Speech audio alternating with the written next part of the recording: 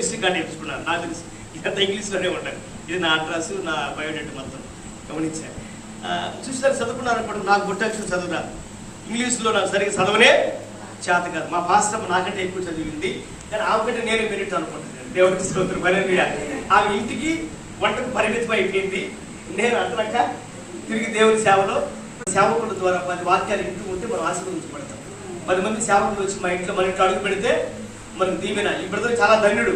దేవునికి స్తోత్రం. హల్లెలూయా. అతను మనసులో అనుకోవచ్చు, అయ్యో మేము తీసుకున్న స్థలంలో ప్రార్థన గురించి ఏర్పాటు చేసి బాగా దేవుడిని స్తుతించాలి, అందరికి భోజనం పెట్టాలి అతను అనుకోవచ్చు. కానీ నేనేమంటానంటే ఆ స్థలమును ఈ దినము దేవుని మందిరానికి తీసుకొచ్చింది. మనం తప్పటి కూడా దేవుడు